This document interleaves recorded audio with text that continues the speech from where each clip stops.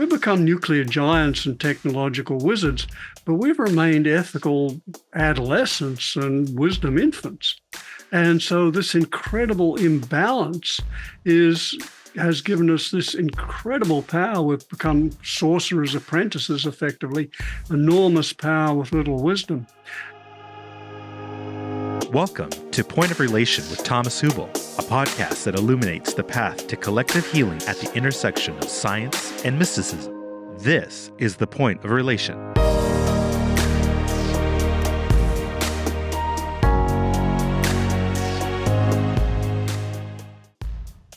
Roger Walsh is a professor of psychiatry at the University of California, a meditation student and researcher, a Tibetan Buddhist Lama, author of books such as Essential Spirituality, The Seven Central Practices, and co-host of the podcast Deep Transformation, Self, Society, Spirit.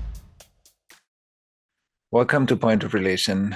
I'm Thomas Hübl, and this is my podcast, and I'm honored to be sitting here with Roger Walsh again. So, Roger, dear Roger, I'm so happy to see you again. I really enjoyed our last conversation, so warm welcome, first of all. Well, thank you. I loved our conversation, so I'm very happy and grateful to have an opportunity of continuing. Yeah, me too. It was lovely. Last time was such a lovely resonance and a dance, and we took it deeper and deeper together. So I really enjoyed it. And I guess a lot happened since last time. And so this phrase, civilization at risk, that you speak about, and with many different many aspects that we can kind of distill from it. But tell me a little bit what you mean with civilization at risk, and what you're thinking of. What do you see is at risk when we say civilization? Is this extinction because of climate change? Is this our values, our ethics, our democracies, all of it? Maybe you can speak a little bit about this, and then we can hone in and explore deeper some aspects. Sure, Thomas. Yes.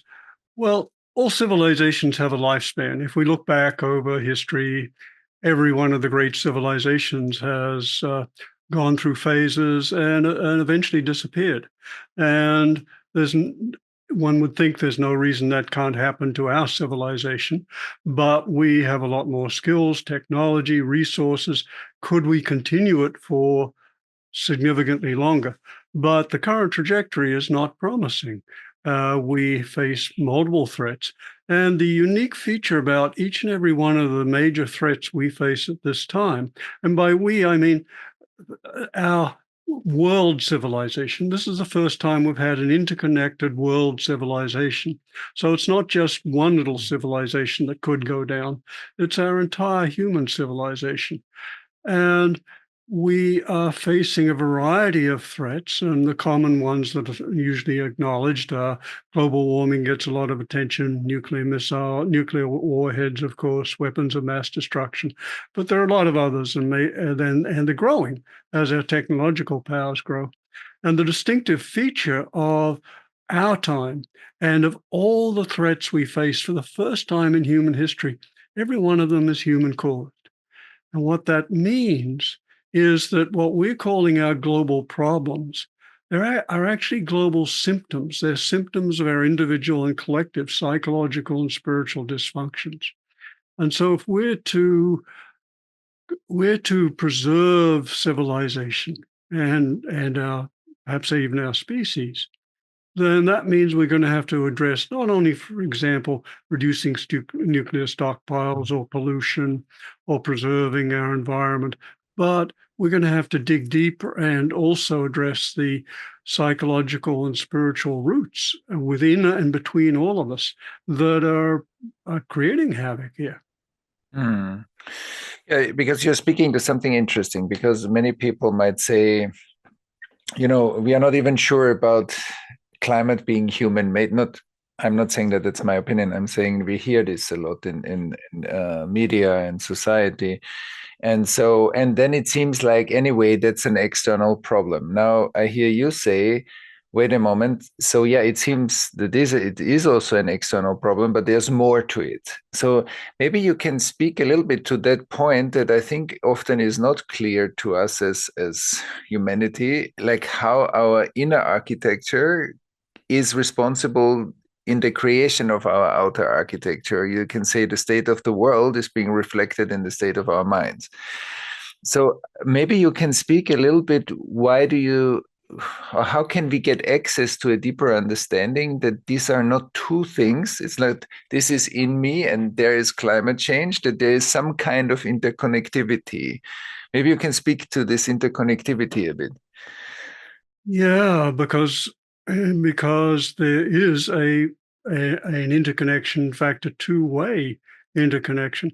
First, our technological powers have grown so enormous that we have shaped the world to express, and it now reflects our psychological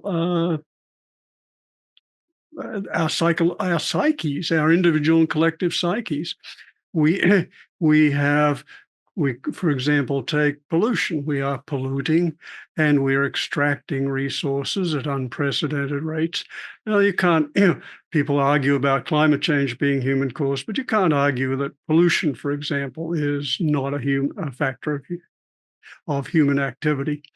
And when we look at our technology, we see that our technology is so powerful that we've become nuclear giants and technological wizards, but we've remained ethical adolescents and wisdom infants.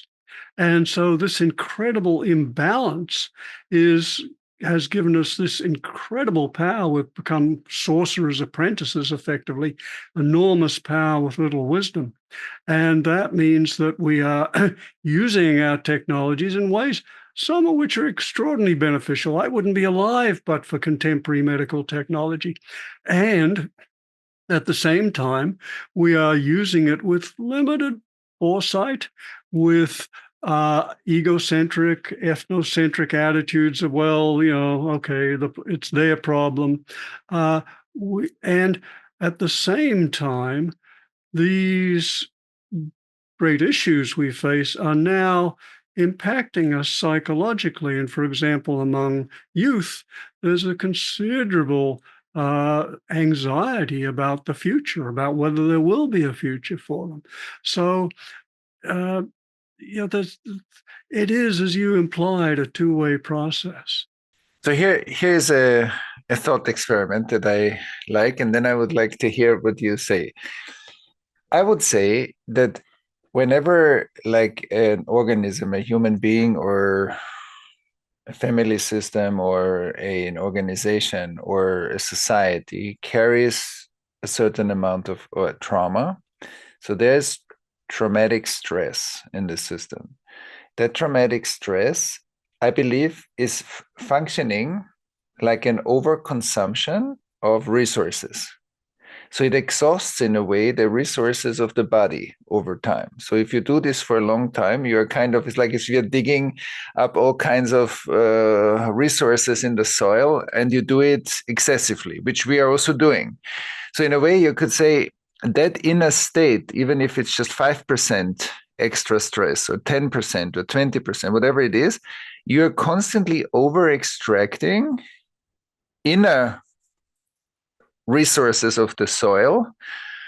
And so if that's a pandemic state, we as humanity are kind of we have to over-extract external resources because that's our inner software. We are doing this to our bodies too.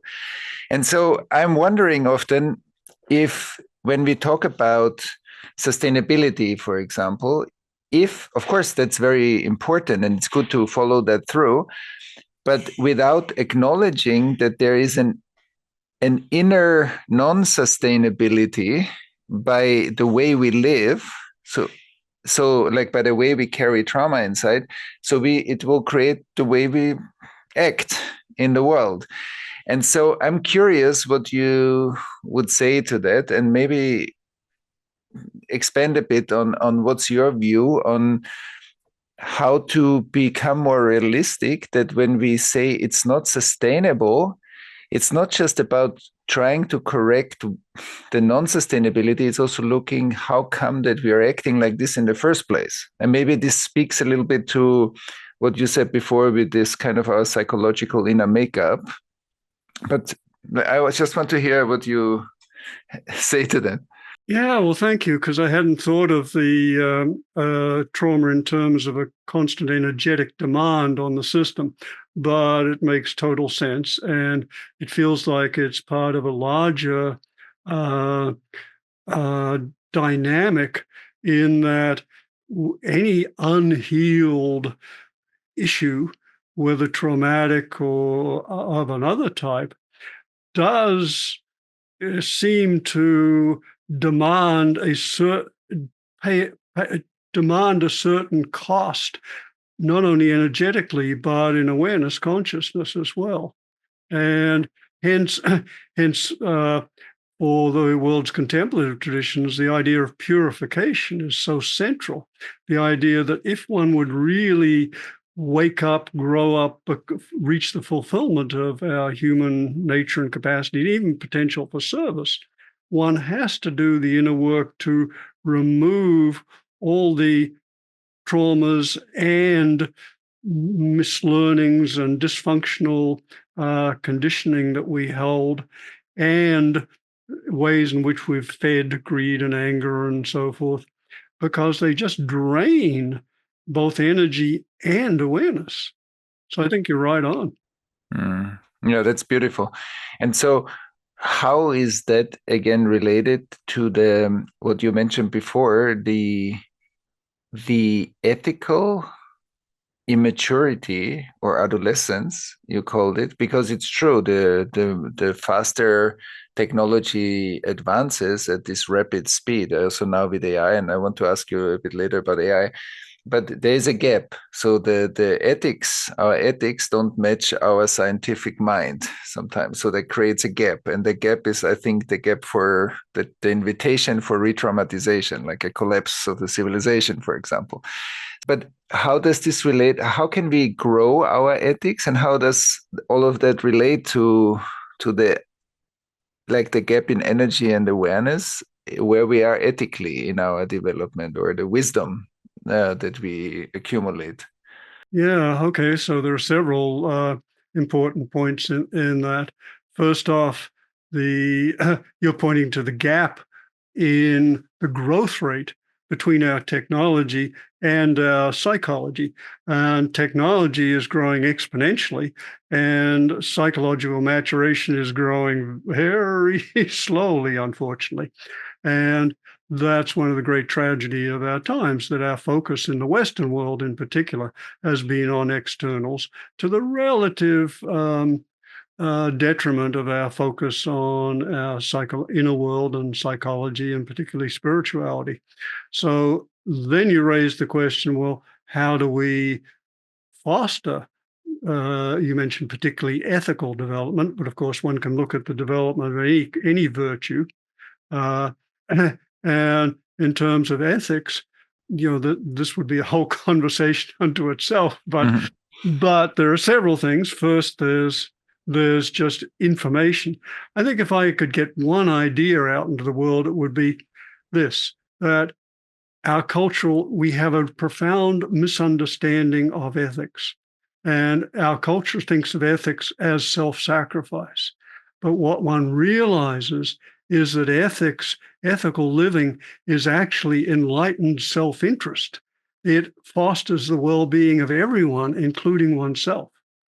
And the more sensitive one becomes, the more one cultivates, for example, a contemplative practice, as you know very well, the more you see how the mind works, and you see that every time you act unethically, if you look inside, you find mind states tinged by qualities such as greed or anger or jealousy or fear. And if you act out those unethical impulses, you reinforce those qualities, those painful states of mind. And on the other hand, the good news is that if you move to act ethically, to be kind or generous or helpful. If you look in at those times, you find the mind is dominated by feelings of, for example, happiness, joy, generosity, kindness, etc. And if you act those out, you reinforce and strengthen those. So we come to see for ourselves how to, that first off, ethics is really, really feels good at a very deep level. And we're motivated to develop it once we really see how it works. Yeah, that's beautiful. And you're also pointing to any kind of self-contraction is a dissociation from the inner flow of wisdom, and that when we act out of that place, we reinforce it. And if we come more into alignment with whatever creation, the deeper or more enlightened self, so then we reinforce that. That's beautiful. I think everybody knows that, because if you're not fully truthful, if you're not fully saying the truth, you need to contract a bit. You cannot be fully open and not say the truth. Like you need to hide something. You need to cringe a little bit, and that tells you there are consequences to that. And the more sensitive we become to our practice, the more we feel that, and we naturally don't do that because we feel the consequences. That's really beautiful. So thank you for Yeah, and exactly. And you're adding a couple of things in there, Thomas. One is that to act unethically requires going unconscious in a way, and conditions going unconscious. The other thing is, you said, which is really important, which is that acting ethically is actually in alignment with our deeper nature, and perhaps in alignment with whatever you want to call it, the Tao, the divine, etc. So there's a resonance here in which one feels as though, and the beauty of these things is they're not sermons saying this is the way it is. We can all test these claims out for ourselves in our own experience. And what you're pointing to is that there's a kind of, if one practices trying to be ethical and kind, for example, one finds that one is just settling more deeply and peacefully into one's nature. That's beautiful. And you said it, that the difference between dogma and practice is you can try this out. You don't need to believe it. You can just try it out and feel it, and so you'll feel it. And I would also say, like, this divine ethical flow, if in the integrated state, action and the divine law, I call this sometimes the divine law. It's not the law in the law book. It's a flow of ethics. It's a flow of awareness. If the action and the law are one, you naturally act like this. You don't need anybody to tell you, listen, you shouldn't do this, you shouldn't do that. When you do this, you mean you externalize the law. So there's a difference between the ethical flow and the action. And I believe that the gap in between is trauma. It's the trauma dissociation, and thousands of years of trauma, not just my own, but like that there is like an unconscious gap between the action and the externalized law. So then the judge needs to come and tell to the father to take care of the child. It means that you don't feel that that's your most ethical self doing anyway. And if you don't feel it, so you need it outside. But that's beautiful. I love that. Yeah, I think you're giving beautiful articulation to an exquisite verse from Taoism, which says, when the Tao declines, ethics appear. Exactly. When ethics decline, laws appear. Mm-hmm. I think you just gave a beautiful summary of that. Yeah, I love that verse in the Tao. It's beautiful. It's exactly that. It's like the leader, either the leader is not noticed, or all kinds of leaders, from the good one to the powerful to a kind of chaos. Yeah, right. This is beautiful. Lovely. Yeah. So I deeply believe that our practice is to more and more feel, not to have a dogma, but to really feel and refine and refine. And that's a beautiful work, because you refine your love, you refine compassion, refine kindness, you refine so many qualities, and you feel how they feel, and they feel more like flow.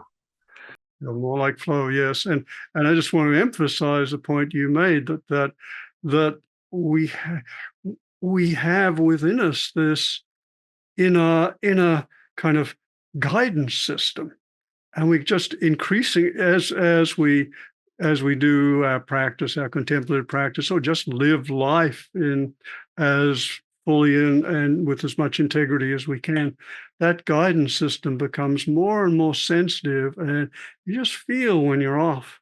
And you don't need, as you said, you don't need the laws or others. It's like, uh-oh. And also, the more beautiful thing is in relationship, if you've got two people doing that, then the relationship becomes the feedback, because you can feel if there's something just slightly off with the relationship. It's like, oh, okay, what did I say? What did I do? Oh, I'm sorry. Exactly, yeah. But that is, you're saying something very beautiful.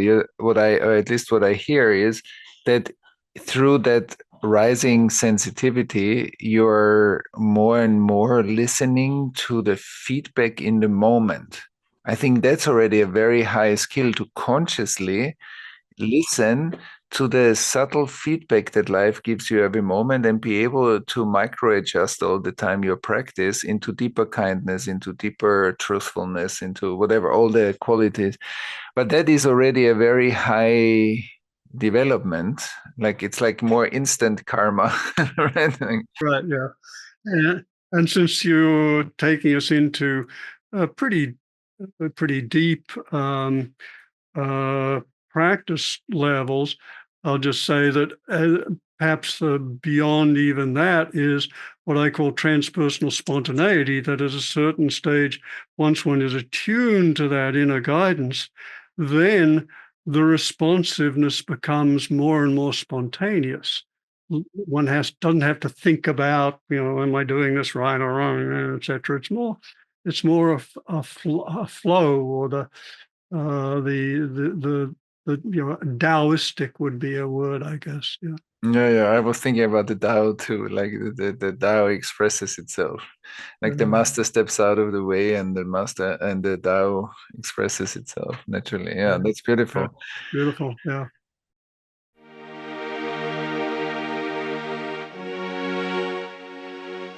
Is fear holding you back? What could you do if you felt more empowered and resourced? If you want to explore these questions with a supportive global community, join Thomas live on Sunday, June 8th for a free online gathering, Spiritual Grounding in Uncertain Times.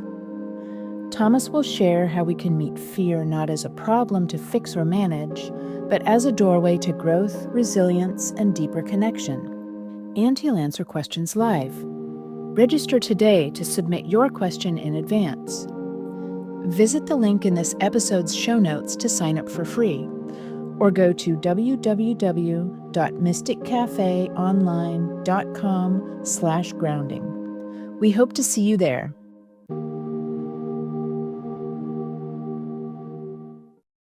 So, given all of that, these are such beautiful conversations about the depth of how deep we can take our spiritual practice.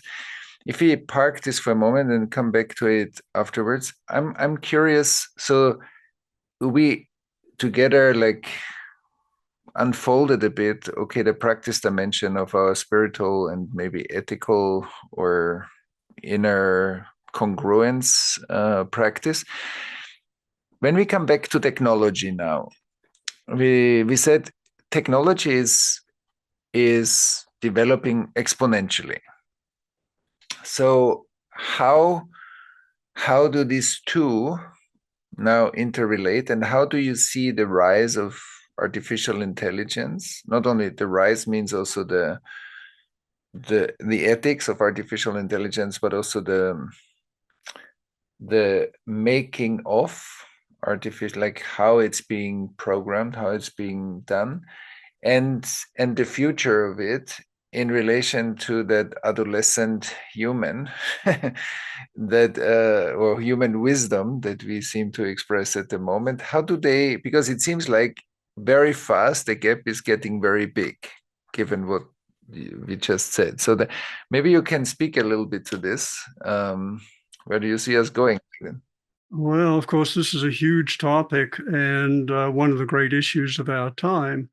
And to repeat, one of the great challenges we face is not only that technology it has given us enormous, unprecedented powers.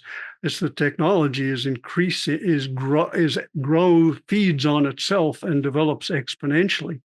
And we really probably are facing a watershed moment in human history where the technology is not only increasing exponentially in power, but growing so much faster than we are used to accommodating and particularly controlling. And at the current time, we have godlike technological powers or futuristic technology. We have medieval institutions and we have Paleolithic brains. So there's a real disconnect here. And with artificial intelligence, we have the first time a technology that can improve itself and potentially improve itself exponentially. So this just is a whole new ballgame. And the question will be, of course, one thing will be, can we find ways to use it ethically? And of course we can, but the problem is every technology given in history has been misused. And we only have to look at the first AI that was loosed on society, and that's social media. And social media was the algorithm behind social media was designed to keep people glued to their screens as long as possible, to present as many ads as possible. It wasn't designed to polarize democracy. It wasn't designed to initiate widespread massacres of Rohingyas, etc. But it did. It had those side effects. So one of the great problems is all technologies tend to have effects that aren't or even can't be predicted. It took us 300-400 years after the Industrial Revolution to realize that burning a lot of coal has some real side effects. So we are in a whole new game here. And I'll just put one other point, and you can comment and take us wherever you want. One of the, to my mind, one of the most important discoveries of the last half century in psychology is that psychological maturation can continue past normal or conventional adult levels. So one of our tasks is clearly to foster individual and collective maturation. If we look at the AI programs now, if you test them on tests of psychological development, turns out they score at a kind of sort of mildly high conventional. They reflect the psychology of the programs. So could we make them more mature? Well, potentially, yes. But is there the economic incentive to do that? Anyway, I've downloaded a lot. Please, back to you. No, it's amazing. It's amazing. I had so many impulses while you talked. I don't know if we got the coal burning yet, really. If that really, after 400 years, we have this, collectively, we got this already. That was one impulse I had. And the other one, I was going the same direction. I thought, wow, like if we look at how AI is learning, even if AI is learning from like all the content it can find on the internet, but what are we putting on the internet? The stuff that we are aware of, and we are also putting there the stuff, all the unconscious stuff that doesn't show up consciously, but shows up just as symptoms. So when AI is learning from that, so it learns from that fragmented state, and yeah, great, it can produce text and put the language into an order. That's one thing. But when in terms of maturation and from which level the content is, like the content is being processed, that needs integration, and that doesn't show up so much on the internet. So I think there is something really about like our inner landscape is programming in a way AI, and that's a big question, I think. And when you look at it, when you look at the regular internet and the dark web, we also produce the sculpture of our interior the way we develop the internet, basically. And so all that split is now in the learning. Besides, also what you said, that there all the programmers like have their state of consciousness that does produces AI. So I think there are many questions about like how are we dealing with that fragmentation. And I'm wondering, what do you think about this? Because I often say, like, humanity is a supercomputer that animated billions of laptops and got identified with the laptops. Yeah, that's a contemporary version of classic teaching. Yes, right.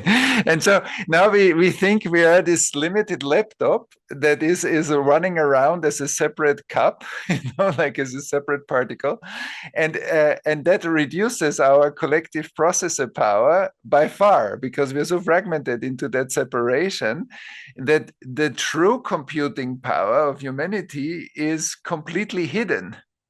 And so when we compare that fragmented state to the development of technology, that's of course looks like, oh my God, what's happening here?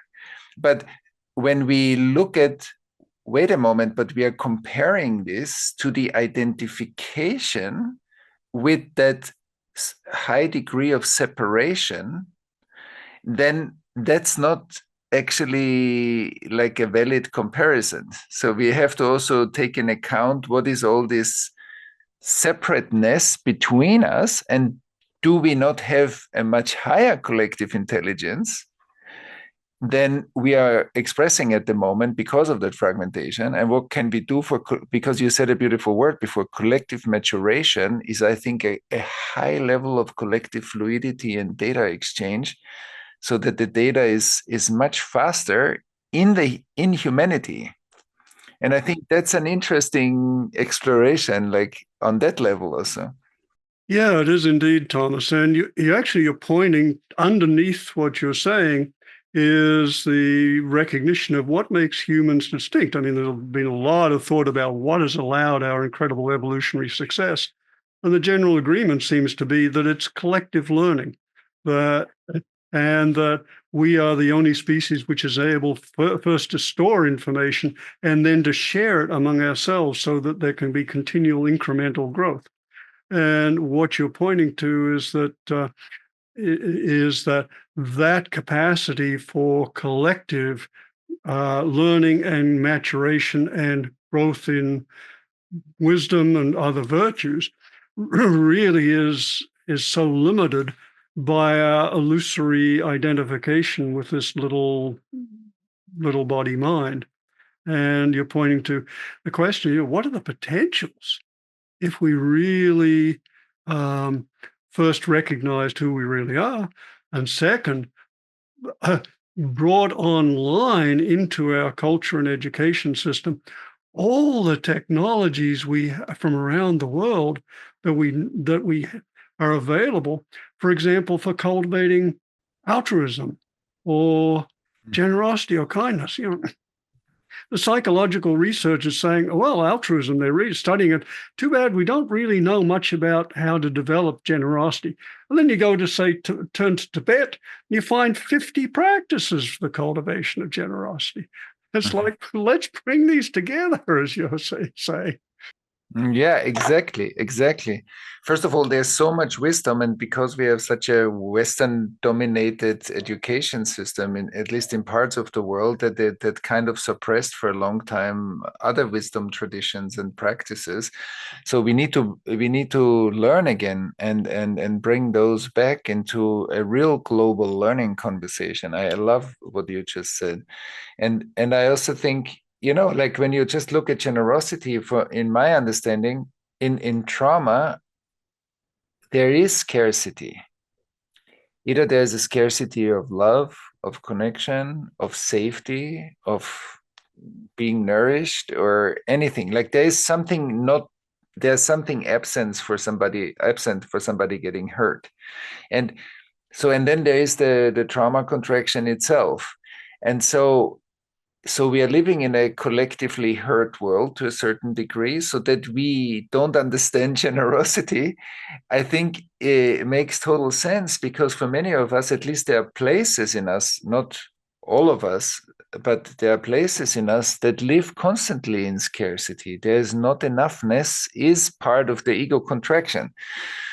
And but that's why I think what you said right now is the cultivation of generosity, especially in crisis times, is so important, because you dispel crisis through generosity, because it's a Oh, that's interesting. I hadn't thought of that. Yeah. No, that makes sense. No, I have a question for you, Thomas. Yes, we're in complete agreement that trauma brings contraction and a regression, psychological regression to more egocentric ways of looking and acting. How much of the contraction would you say, how much, and the sense of scarcity, how much of that is grounded in the very nature of the separate self sense, the ego? It seems that the separate self sense is inherently imbued with a sense of insufficiency or an inadequacy. Mm-hmm. Would you say that trauma builds on that? How do you see that relationship? Yeah, I think the separate sense of self is an accumulation of thousands of years of trauma. It's like it's not, it didn't start with us. Like our ancestors had some of it, or a lot of it, depends where we live, and the collective that we come out of. So it didn't start with us. And since I think we don't see also a great capacity in humanity to digest the past. How many COVID digestion places did you find? Most probably not so many. And we had a global COVID crisis in a way, but we didn't really have places to integrate the learning of that crisis to become wiser. And so we just move on. But all the people that feel hurt, that lost relatives, that lost their jobs, that had their very existentially threatened, that were locked down for a long time, like, did we digest our collective experience? Most probably not. So that's one. I think we don't have the digestion capacity. And I also feel we are this what we call sometimes this ego contraction. I think we think in the personal space, and I believe also in psychology, often too personal. So it's like the person versus, all what builds me as a person, and this includes my relationship to my parents, my grandparents, and how I grow up, obviously, but also the genetics and epigenetics that I inherit, are like a huge context. And that context is often not in our awareness, because we're looking as a person all the time. And that's why I think the spiritual, that's what we call ego contraction, is the sum of the resistances and stagnation and frozenness that we experience. Because otherwise, we are just flow. We are just, the existence, it's like, it's just, or the evolutionary impulse or the divine self or whatever it is, it's just flowing through. So then thy will and my will are not separate. Ah, nice. Yes. Yes, they're just separate because something separates it. And the last thing I think that I think we often don't see, that in the trauma response is an intelligence that protects us. And I think most of the people repeat their trauma by trying to get rid of it. Yeah. Versus seeing the intelligence and integrating the trauma, the intelligence of trauma into vertical development, into maturation. And so these are three, I mean, there's more to it, but these are three, I think, bullet points to your question. Yeah. Wow, there's a lot in what you said. Maybe just starting with the last one about the crucial importance of, when working with any trauma or even any psychological issue, of first relinquishing the condemnation of it and the resistance to it. The way I frame it, whatever within the mind, what you resist persists. And so and it's like a counterintuitive reframing but it's so important. So I just want to emphasize what you said there. Mm-hmm. Yeah, beautiful. Yeah, I completely agree. And I think it really needs also like a kind of a collective learning on that level, because we so often frame the residue of the trauma as a weakness, which is a complete misunderstanding of the process. And so we just try to get rid of that part of us, which repeats a lot of it. Yeah. Yeah, and what you're pointing to, Thomas, is the fact that there are people like yourself who have these skills and know this, but so much of this is collective, and if we are really to have a collective healing and a collective maturation and growth and awakening to any degree, this is going to have to be part of our educational system. It's going to have to be come into the media. And one of the big questions of our time is, okay, you have this incredible reservoir of wisdom about how to work with trauma and other psychological and spiritual issues. How do we scale this? That's right. That's one of the real questions of our time. And I think on that question, whether we can scale this, we're in a race between consciousness and catastrophe. And, so given that understanding, scaling these ideas really becomes important. Yeah. So anyway, and deep appreciation for the way you are doing it. You're reaching an incredible number of people, which is fantastic. And the question, koan for us all is, how do we reach more? That's right. That's right. How can it spread? Exactly. And there maybe also the healthy collaboration with technology is part of the answer, I guess. Like how we use, for example, AI as a conduit to support healing, not to take over healing, because I think sometimes people think, oh, AI will replace all the therapists. Yeah. I don't think that that's the way, but the way is how to support the healing work, to expand and embrace and do and support part of it. That, yes, because I think the human dimension needs to stay here, because we often approach it anyway disembodied. So we just reinforce with technology the disembodied part of ourselves. So that's not very healthy. Yeah, and that aligns with the research we have to date, that in most fields, the combination of humans and AI is more effective than either alone. So yeah, exactly. How do we best make use? The question with all technology: how do we best make use of it, and how do we counteract the tendency to misuse it? Beautiful. So I see our time. I have maybe we need to have another conversation afterwards. This is so enlivening. I feel so much. We have so much resonance, and it's lovely to riff off each other. Here's another thought that I'm curious what you think about, and then I have a question. So, like some people say, when something happens, like we could have done it better. And I would say, are you sure? If you did it that way, maybe instead of saying you could have done it better, maybe it's good to look at, okay, let's explore how come that we did it that way. So if we create an over-extractive economy that is hurting natural resources so that it endangers the base for our living here on the planet, and we can say, oh, we could have done it better, or we can say, no, let's look at the mess and let's pause for a moment, and to try to just run further into a solution, let's rewind a bit and say, oh, what is if I face the mess, but I not in a judgmental way, in a way that I'm curious, how come that happened? Not just, oh, let's do it different before looking.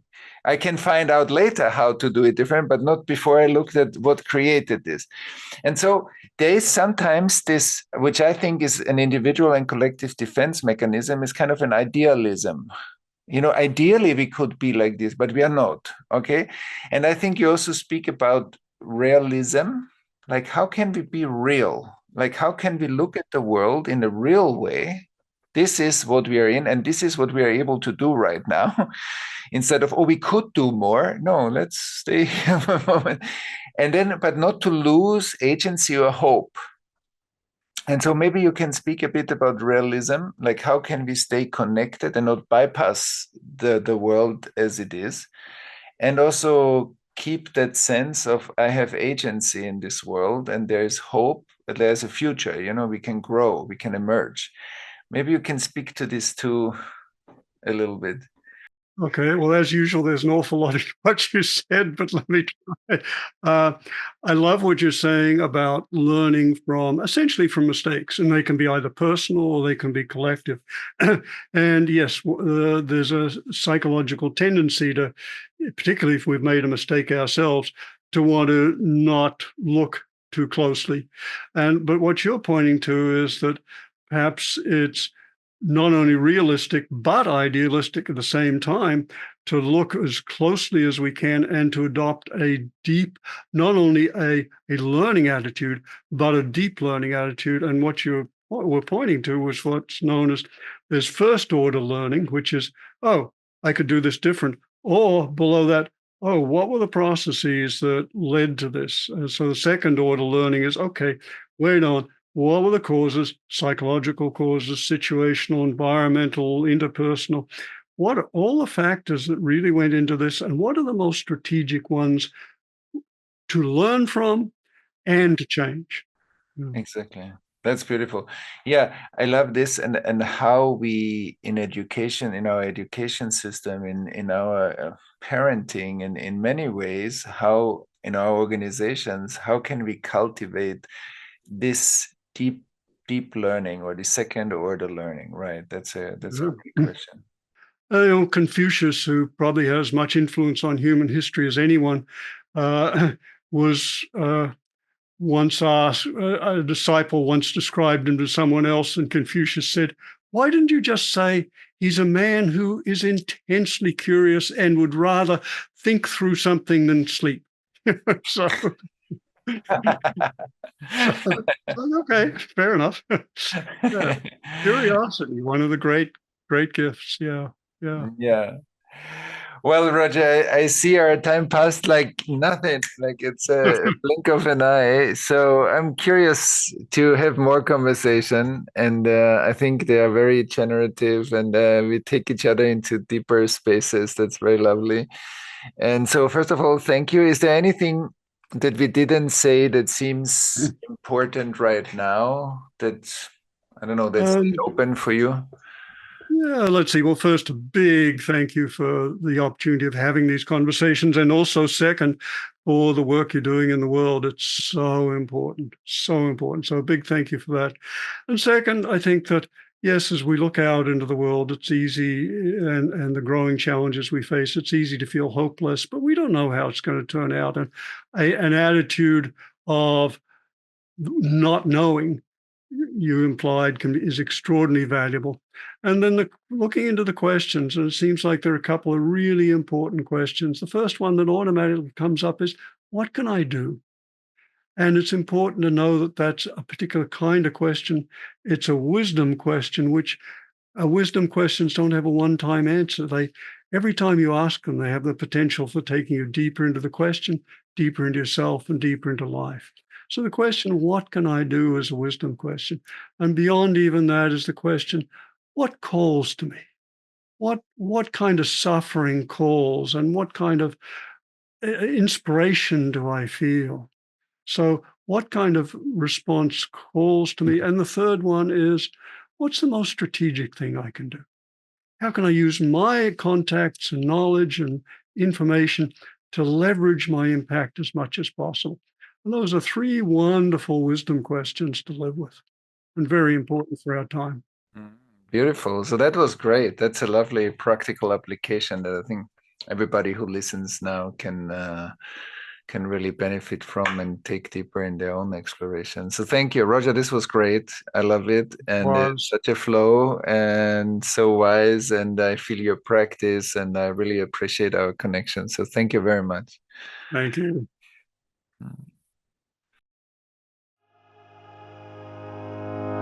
Thanks for listening to Point of Relation with Thomas Hübl. Stay connected and get updates about new episodes by visiting our website, pointofrelationpodcast.com, and by subscribing to the Thomas Hübl YouTube channel. If you enjoyed this video, please like it and share about us with your community on social media. Thank you. We appreciate your support.